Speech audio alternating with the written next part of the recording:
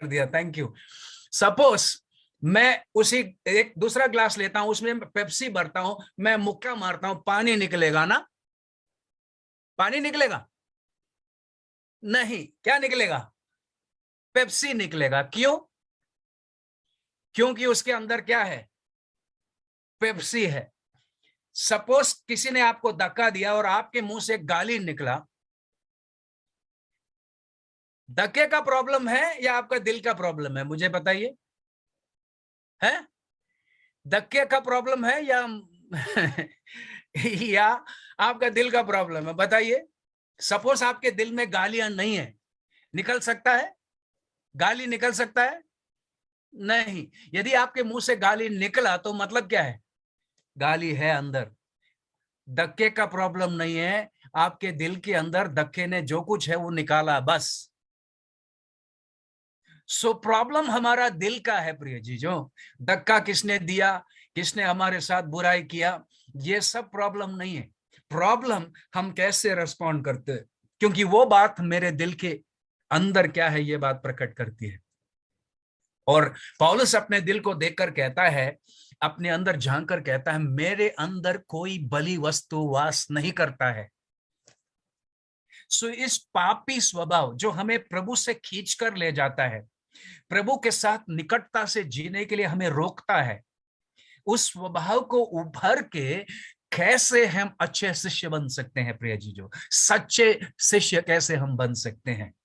प्रभु यीशु मसीह को 12 चेलों का साथ 3.5 साल काम करना पड़ा, फिर भी समझे नहीं। 3.5 साल के प्रशिक्षण के बाद भी समझे नहीं,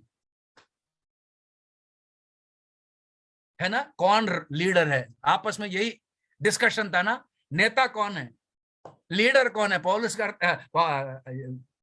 पतरस कहता है मैं हूं, योना कहता नहीं तू नहीं, मैं हूं, मैं अपना सिर प्रभु के छाती में रख के बैठता हूं, है ना?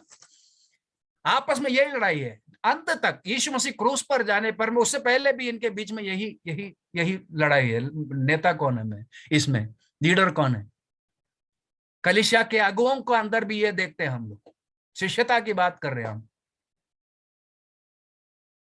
हमारे पापी स्वभाव को जब तक हम प्रभु के अनुग्रह से और ताकत से उभरते नहीं है प्रिय, हम सच्चे चेले कभी बन नहीं सकते हैं। सो कैसे कैसे हम करेंगे? आप खोलिए रोमियो का 6 अध्याय 12 से 14 वचन को पढ़कर कुछ सत्यों को हम आज शाम को सीखने का कोशिश करेंगे। रोमियो उसका 6 अध्याय, यदि कोई इसे हिंदी में जोर से और स्पष्ट रीति से पढ़े और फिर सब लोग ध्यान करें। सीधी अनफॉर्चुनेटली अफसोस की बात है, मैं सबके चेहरा नहीं देख पा रहा हूं। मैं ये नहीं कर पा, मैं इंसान हूं। इवन सबका चेहरा दिखता तो भी मैं आपके दिल को नहीं पहचान सकता हूं, क्योंकि प्रभु ही जानता है। पर सीरियसली प्रभु का वचन को आप फॉलो कीजिए, और प्रभु का वचन क्या हमें सिखाती है इसको एक ध्यान कीजिए। प्रभु की आत्मा से आप प्रार्थना कीजिए, प्रभु मुझसे आज शाम बातें कर, मैं अपनी पापी स्वभाव को उभर कर, प्रभु यीशु एक सच्चा चेला, तेरे पीछे चलने वाला, वफादारी से सच्चाई से तेरे पीछे चलने वाला एक चेला मुझे बना प्रभु।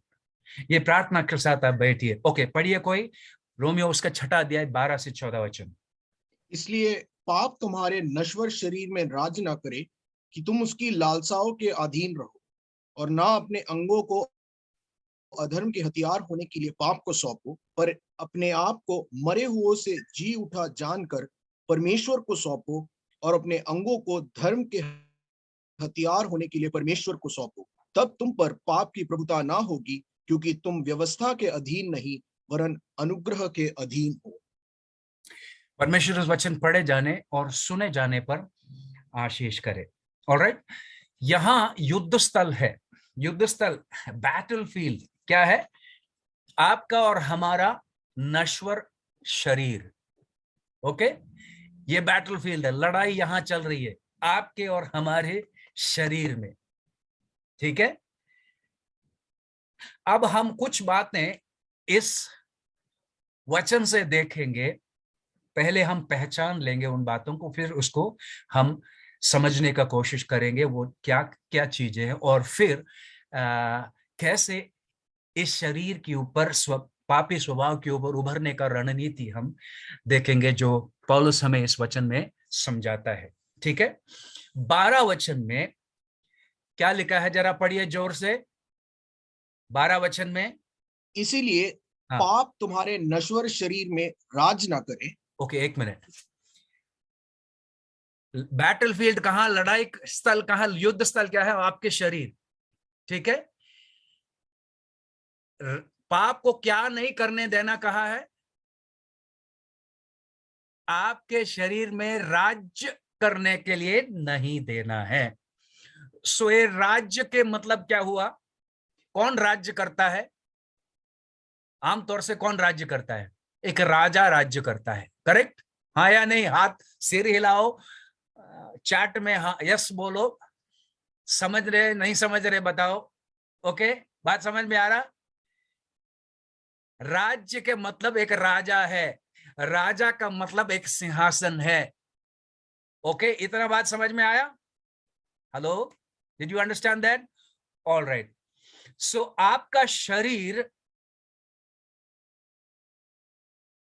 के अंदर एक सिंहासन है जहां राजा बैठता है और आपके अंदर से राज्य करता है। ओके, इतना बात समझ में आ गया? There is a king, there is a throne inside of your body. आपका शरीर में है ये चीज। ऑलराइट, दूसरा बात, यदि आप एक विश्वासी है, यदि आप एक विश्वासी है, आपके शरीर के सिंहासन पर कौन विराजमान है? बताइए, चैट में बताइए या अनम्यूट करके बोलिए, कौन राज्य करता है आपके दिल के जीवन के सिंहासन पर? कौन बैठता है यदि आप विश्वासी है?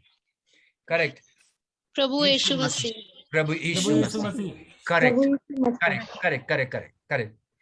परंतु यीशु मसीह को हटाकर उस सिंहासन पर बैठने का एक दावेदार है इस वचन के अनुसार, 12 वचन के अनुसार। वो दावेदार कौन है? वो वचन पढ़ के, कौन है? शैतान। नहीं नहीं नहीं नहीं नहीं, शैतान नहीं, हम शैतान नहीं, पाप है। पाप है। हाँ, यीशु क्या मसीह। लिखा था? पाप तुम्हारे नश्वर शरीर में राज्य करने का कोशिश कर रहा है। सो विश्वासी के शरीर के सिंहासन पर यीशु मसीह विराजमान है, परंतु एक दावेदार है जो निरंतर अंदर घुस के प्रभु यीशु मसीह को सिंहासन से निकालकर वो स्वयं बैठने के कोशिश में निरंतर एक विश्वासी के जीवन में काम करता है। वो क्या है? वो पाप है। ऑलराइट, इसको आप लोग ध्यान रखिए। सो लड़ाई कहां चल रहा है? सिंहासन के लिए लड़ाई कहां चल रहा? आपके और हमारे शरीर में। ओके, हमारा शरीर को आप सोचिए एक किला है। ओके, एक फोर्ट है। ओके, इस किले के अंदर यीशु मसीह सिंहासन पर विराजमान है, पर दावेदार अंदर घुस के सिंहासन पर बैठने का काम करते रहता है। ऑलराइट, फिर हम वचन में पढ़ते हैं कि ये दावेदार कैसा कैसा अंदर घुस के सिंहासन पर बैठने का कोशिश करता है। पढ़िए वो वचन, 12 वचन पढ़िए। इसलिए पाप तुम्हारे नश्वर शरीर में राज ना करे कि तुम उसकी लालसाओं के अधीन रहो। ओके, सो मुझे बताओ, पाप ये दावेदार आपके अंदर कैसा घुसता है? हाँ हाँ, ये शिवानी सही बोल रही है, मैं लिप रीडिंग कर पा रहा हूं। हाँ, क्या क्या है? कैसा? लालसाओं के द्वारा। सो क्या करता है शैतान? इस किले में घुसकर आपके लालसाओं को भ्रष्ट कर देता है। ठीक है, ये लालसाएं एक्चुअली आपके शरीर की सेवक है। ओके, आपके शरीर के सेवक है ये लालसाएं, पर ये दावेदार अंदर घुस के इस लालसाओं को भ्रष्ट करता है। ओके, भ्रष्ट करता है। So the desires are